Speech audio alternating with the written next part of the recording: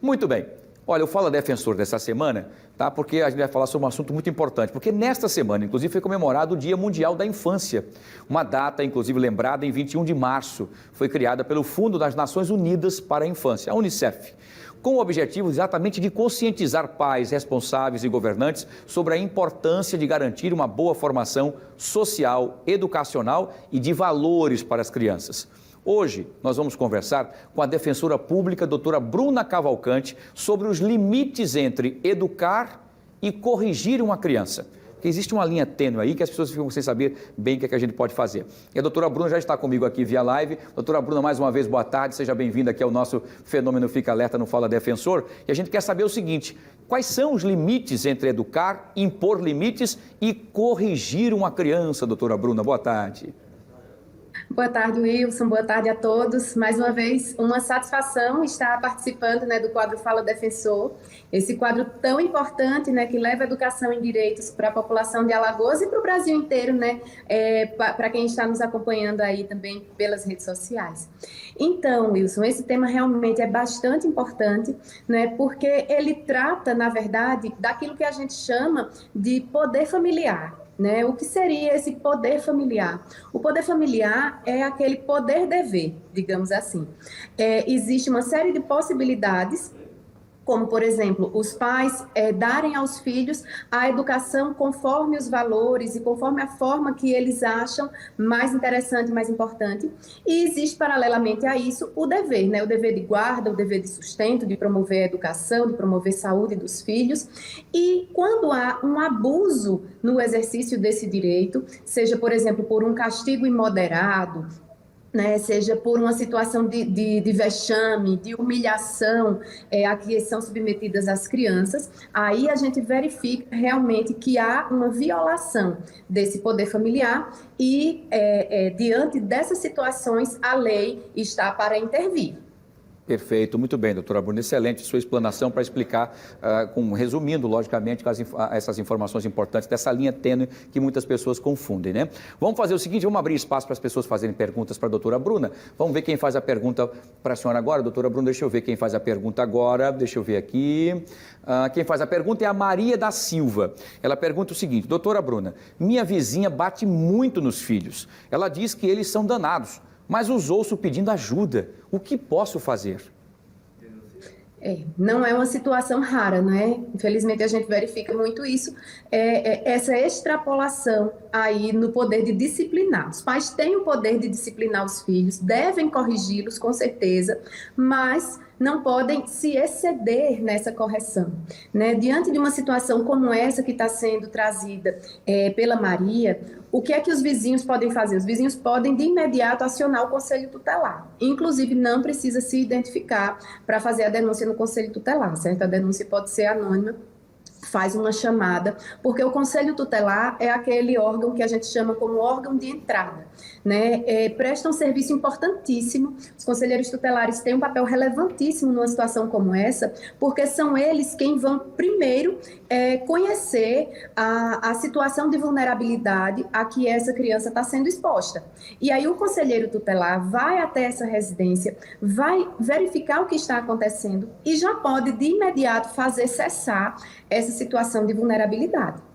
Caso seja necessário, o conselheiro tutelar pode ainda chamar a força policial. Se os vizinhos verificarem que está havendo realmente um excesso, podem acionar a polícia, ligar 190, ou podem levar ao conhecimento de autoridades como o Ministério Público. Mas o conselho, o que eu aconselho, na verdade, é de que chamem o Conselho Tutelar, certo? O Conselho Tutelar é o primeiro órgão que tem a função de conhecer essa demanda, de agir, Eles não vão somente saber da demanda, eles vão tomar atitudes concretas para fazer cessar essa situação de violência.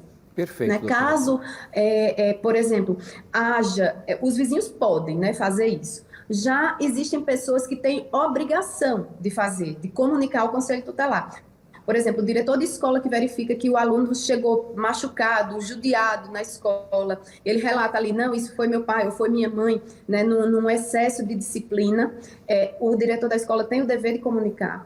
Da mesma forma, os profissionais de serviço de saúde, médicos, enfermeiros, técnicos que souberem imaginarem ainda que está havendo uma situação de abuso, tem por obrigação fazer a comunicação ao órgão competente. Perfeito, excelente isso, porque a gente trazendo o Conselho Tutelar é o primeiro que chega para entender o que é que está acontecendo e que se for, por exemplo, às vezes de repente o pai e a mãe são pessoas até decentes, tranquilas, mas naquele momento se excedeu, então o Conselho Tutelar vai lá para dar um conselho ao invés de trazer a polícia, porque a polícia quando vai, ela já vai para resolver o problema, né, de uma forma enfim, com mais contundência, para prender e muito mais. E o Conselho vai tentar entender e deixar que o Conselho então perceba a situação e a partir daí o Conselho poderá acionar a polícia, é isso, doutora? Exatamente. O Conselho Tutelar, como o próprio nome diz, né, ele é um órgão que vem para a garantia dos direitos da criança. Então, o conselheiro vai até lá, sabendo de uma notícia dessa, ele realmente vai ao local e vai averiguar, vai verificar o que é que está se passando. Porque, como você muito bem pontuou, pode ser uma situação pontual. Pode ser uma situação que se reitere, mas pode ser uma situação pontual. Então, o conselheiro ele é preparado, né, para receber essa demanda e para saber quais os passos que ele vai tomar na condução desse problema. Né? O próprio conselheiro, a depender da circunstância, pode aplicar a medida de proteção ali para a família, né? Pode encaminhar a família para uma ajuda psicológica, pode também, se for o caso, para fazer cessar essa situação de violência, essa situação de vulnerabilidade, pode tirar a criança da casa naquele momento, levar para uma instituição que permaneça com a criança, que mantenha a criança a salvo, né, e comunicar imediatamente à Justiça da Infância e Juventude. Né? Vai fazer a comunicação ao Ministério Público, ao juiz da infância, para que as providências sejam tomadas. Tudo sempre dentro da estrita legalidade. Né? Então, realmente por isso que eu enfatizo tanto a importância, né, que tem o Conselho Tutelar diante de uma situação como essa. Né? Realmente é um órgão assim, super parceiro, né, que precisa, de quem a gente precisa bastante, porque são normalmente eles quem recebe, né, a demanda inicialmente. Perfeito, doutora, muito bem. Vamos lá, então, nós temos a segunda pergunta. Vamos trazer, então, quem faz a segunda pergunta para a doutora Bruna é o João Carlos. Ele pergunta o seguinte: doutora Bruna, tenho conhecimento de pais que vivem dizendo que o filho é inútil. Eles nunca bateram nele, mas gritam o tempo todo sobre isso, que o filho é inútil. O que é que eu posso fazer? Veja só, a gente está aí diante de uma situação que não é necessariamente uma violência física. Né? Quando a lei fala, né, do abuso de direito, ela não se refere unicamente àquelas situações dos castigos corporais, né? Mas se refere também às situações de violência psicológica.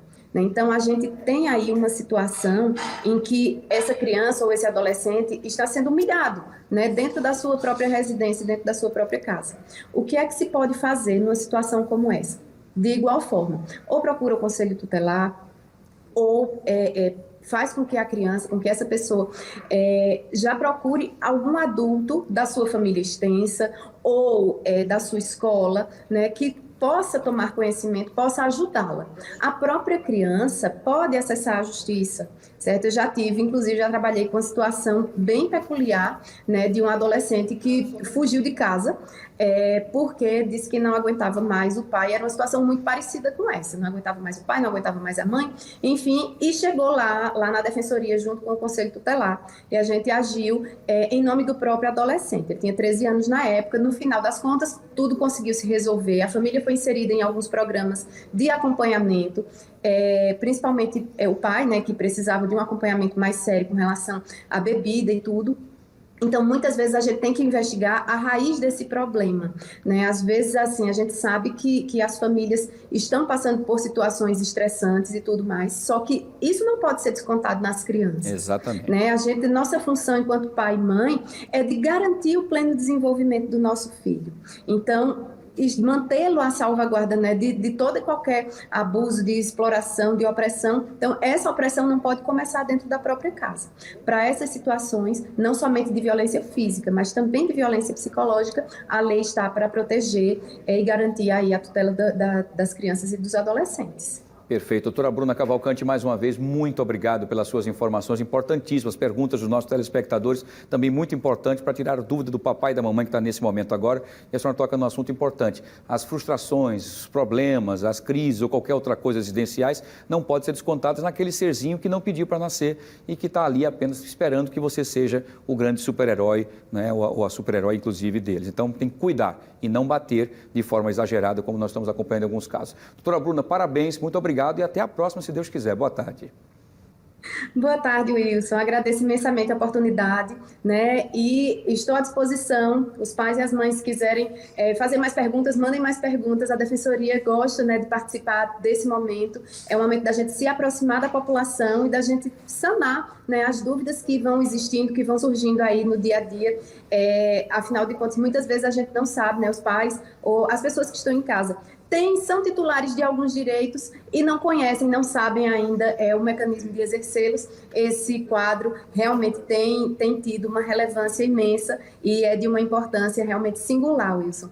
Agradeço demais pela participação e até a próxima, né, se Deus quiser. Se Deus quiser. Seja sempre bem-vinda aqui. Muito obrigado pelas referências, pelas palavras e pela sua participação também, tá bom? Doutora Bruna Cavalcante, defensora pública, falando sobre toda essa situação dos limites entre educar, enfim, né, limitações e tudo mais, muito importante. É a nossa prestação de serviço pura aqui no quadro Fala Defensor, tá bom? Muito bem.